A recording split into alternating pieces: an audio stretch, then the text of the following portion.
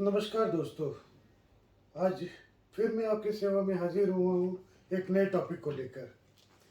आज का टॉपिक है डिपेंडेंस कंट्रैक्चर। जैसा कि पिछले वीडियो में मैंने जिक्र किया था, आखिर ये डिपेंडेंस कंट्रैक्चर होता क्या है? ये प्रॉब्लम होती है हाथ की, हथेली की प्रॉब्लम होती है।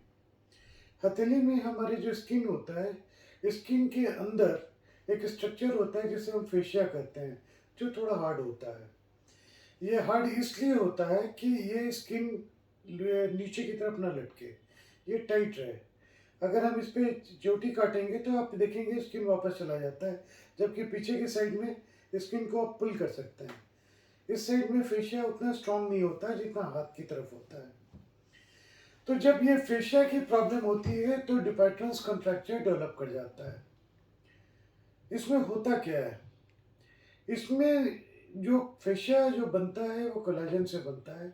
जब कोलेजन की प्रॉब्लम होती है तो सबसे पहले गांठ बनती है, फिर वो गांठ बड़ा होते हुए कॉर्ड बन जाता है जो यहाँ पे फिंगर पे अटैच होता है और फिंगर को ये अंदर की तरफ खींचना शुरू कर देता है। फाइनली ये फिंगर्स जो है यूं हो जाती हैं।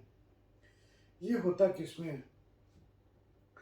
ये यूजुअली मेल्स में होता है, 50 साल से ज़्यादा की एज में। नॉर्थ यूरोपियन लोगों में ये ज़्यादा कॉमन पाया जाता है। इसके अलावा ये पाया गया है कि जो ड्रिंक करते हैं या स्मोकिंग करते हैं या जिन्हें एपिलेप्सी है या जिन्हें डायबिटीज़ है, उनमें ये काफ़ी कॉमन होता है। एक हाइपोथेसिस है कि जो न्यूमेटिक इंस्ट्रूमेंट्स में काम करते हैं जिसमें वाइब्रेशन होता है, उसमें उन लोगों में भी हाथ में हो जाता है, लेकिन ये कभी भी प्रूफ नहीं हो पाया है। तो अगर हम इंडिया की बात करें तो रिस्क में जो 50 साल से ज़्यादा उम्र के मेल हैं, जो ड्रिंक करते हैं या स्मोक करते हैं, जिन्हें डायबिटीज़ है या जिन्हें एपिलेप्सी है, उन लोगों में ये ज़्यादा कॉमन पाया जाता है। इसमें सिम्टम क्या होता है? इसमें जो सिम्टम होता है, सबसे पहले तो एक यहाँ पे गांठ बनती है। मोस्ट कॉमनली ये इस दो फिंगर को अफेक्ट करता है, जो बाहर की तरफ है, छोटी उंगली, और उसके बगल की जो रिंग फिंगर कहा जाता है। वैसे तो ये पांचों फिंगर को कर सकता है, अंगूठे को भी कर लेता है, लेकिन सबसे कॉमनली इन दो फिंगर्स को ये इन्वॉल्व करता है। सबसे पहले यहाँ एक गांठ बनती है। ये गांठ पेनफुल भी हो सकता है, जो छूने पे हल्का पेन करेगा, अदरवाइज कोई सिम्टम नहीं होता है। वो भी बहुत टेम्पररी फेज के लिए होता है, वो भी बंद हो जाता है। फिर ये गांठ बड़ी होती जाती है और रस्सी की तरह कॉर्ड बननी शुरू होती है, जो इस जगह पे प्रोमिनेंट हो जाती है। और ये कॉर्ड धीरे धीरे सिकुड़नी शुरू होती है। जैसे जैसे ये सिकुड़ती है, ये उंगली को पाम की तरफ खींचना शुरू कर देती है। इसकी डायग्नोसिस कैसे बनती है? इसकी डायग्नोसिस क्लिनिकल होती है। आप ये देख सकते हैं कि यहाँ पे नोड्यूल है या यहाँ पे कॉर्ड लाइक स्ट्रक्चर है, फिंगर डिफॉर्म पड़े होते हैं, फिंगर इस तरीके से हो जाते हैं। अगर पेशेंट लेट आता है तो शुरू में तो सिर्फ कॉर्डी टाइप के स्ट्रक्चर होते हैं। और टेबल टॉप टेस्ट होता है। टेबल टॉप टेस्ट में हम करते क्या है कि पेशेंट को बोलते हैं कि ऐसे हाथ फ्लैट रखने के लिए टेबल के ऊपर। तो ये फिंगर चूंकि मुड़ी होती है वो रख नहीं पाता है, ये फिंगर इससे हमेशा बीच में रास्ते में आ जाता है।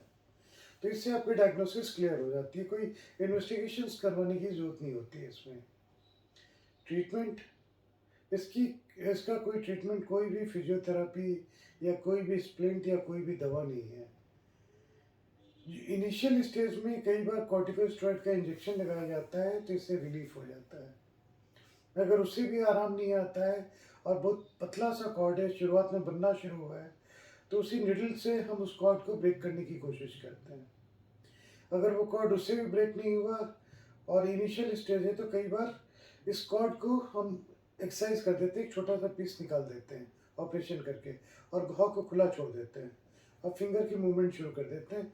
घाव को सेकेंडरी हीलिंग से धीरे धीरे बढ़ने के लिए छोड़ देते हैं, क्योंकि जहाँ हमने टाँके लगाए ये वापस दोबारा रिफॉर्म कर जाता है। इस बीमारी के साथ सबसे बड़ी प्रॉब्लम है कि रिकरेंस रेट बहुत है। आप कुछ भी कर लें ऑपरेशन, इसमें कई बार रिकर कर जाता है। अच्छा, पेशेंट काफ़ी लेट आते हैं, चूँकि लिखने में, गिनती करने में कोई प्रॉब्लम नहीं आती, चूँकि उसमें ये दो फिंगर कॉमनली यूज़ होता है या कभी कभी ये होता है, और ये यूजुअली ये दो फिंगर को इन्वॉल्व करता है। इसीलिए पेशेंट कई बार डॉक्टरों के पास काफ़ी लेट आते हैं। अगर इसके बावजूद भी ठीक नहीं होता है तो ये जो फेशिया है, ये फेशिया हमें काट के हटाना पड़ता है, फेशिएक्टोमी कहते हैं, और घाव को हम खुला छोड़ देते हैं सेकेंडरी हीलिंग से बढ़ने के लिए। अगर काफ़ी फिंगर इन्वॉल्व होता है और काफ़ी बड़ा घाव होता है तो फिर स्किन ग्राफ्टिंग करनी पड़ती है। जब ऑपरेशन हम करते हैं उसके बाद हम स्प्लिंट देते हैं। तो इस बीमारी का इलाज, ये काफ़ी बुरी बीमारी है, इलाज हमेशा ऑपरेशन होता है। ऑपरेशन के बाद भी रिकरेंस रेट काफ़ी हाई होता है, कई बार ये दोबारा हो जाता है। इस टॉपिक पे बस इतना ही। अगले बार हम टॉपिक उठाएंगे avascular necrosis of hip joint. जो बॉल होता है हिप जॉइंट का, उसका खून का दौरान जब खत्म हो जाता है तो क्या क्या प्रॉब्लम होती है।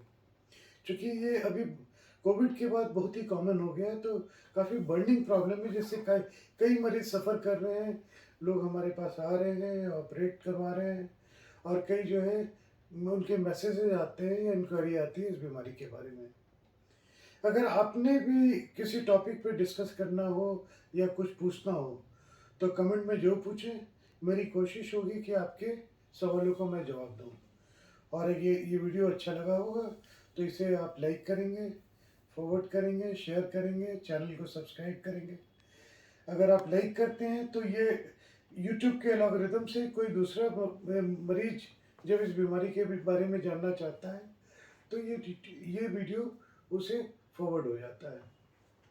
इसी के साथ आज बस इतना ही। नमस्कार।